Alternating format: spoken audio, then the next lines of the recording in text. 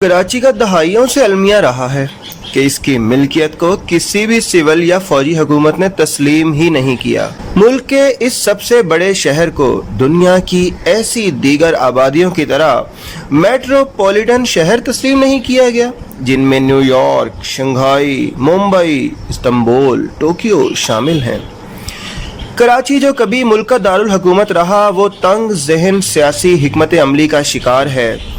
मौजूदा हालात में जब वज़ीर आज़म इमरान खान आज कराची के दौरे पर आ रहे हैं, कराची के मसले का बेहतरीन हल क्या है? आया उन्हें अवामी दिलचस्पी के हामिल मेगा प्रोजेक्ट्स पर ब्रीफिंग दी जाएगी, जिनमें कराची सर्कुलर रेलवे और साहिली पट्टी से मुताल्लिका मंसूबे शामिल हैं। अभी तो हमें यह जानना है कि कराची की कतई आबादी कितनी है। अरे भैया, ये भी नहीं पता। ये अच्छा है कि नई मरदमशुमारी आइंदा आम इंतखाबात से कबल हो जाएगी। इंतखाबात उसी वक्त आज़ादाना और मुनसिफाना हो सकते हैं जब मरदमशुमारी शफाफ हो और उसे तमाम स्टेक होल्डर्स तस्लीम करें। इस वक्त पूरा निज़ाम और इंतज़ाम दरहम बरहम है। शहर की 60 लाख आबादी कच्ची आबादियों पर मुश्तमिल है। पूरा शहर जराइम की आमा जगह बना हुआ है। कोई भी इस संगीन मसले को हल करना ही नहीं चाहता। जराइम, पुलिस और सियासत के गठजोड़ की वजह से ये जराइम का गढ़, ये शहर महफूज नहीं बन सका। 1980 की दहाई में जापान ने कराची के लिए 5000 बड़ी बसें तजवीज़ की और कहा कि ऑटो रिक्शा और मिनी बसें नहीं चलनी चाहिए।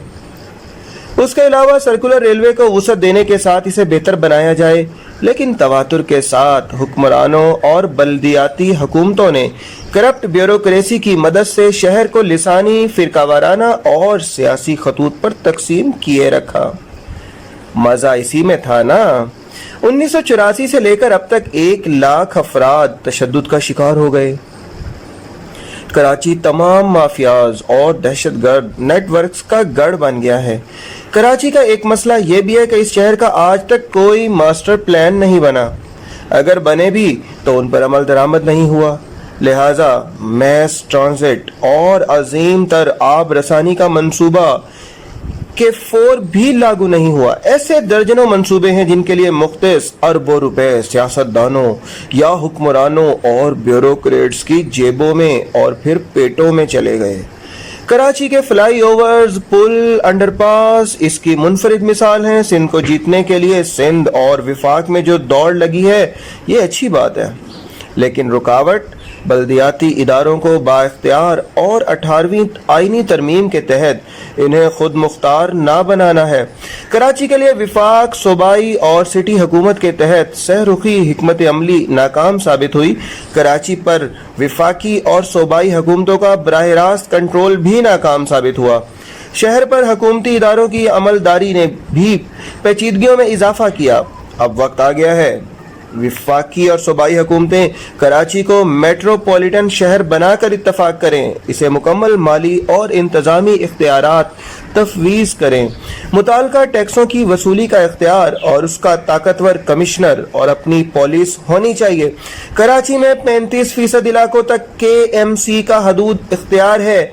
बाकी इलाके विफाकी, सूबाई हुकूमत और 6 कंटोनमेंट बोर्ड्स की अमलदारी में आते हैं।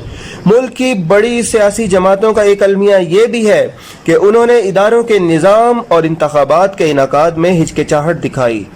बल्दियाती इंतखाबात 1979, 1983, 1987, 2001 और 2005 में फौजी हुकूमतों के तहत हुए। सिर्फ एक इंतखाब 2015 में नवाज शरीफ दौर में हुआ। हमारे साथ बने रहिएगा, देखते रहिएगा हमारा चैनल। वीडियो अगर पसंद आए तो लाइक का बटन प्रेस कर दीजिए और हमारा चैनल दानिश राजा व्लॉग्स को सब्सक्राइब कर लें। Thank you so much. Allah Hafiz.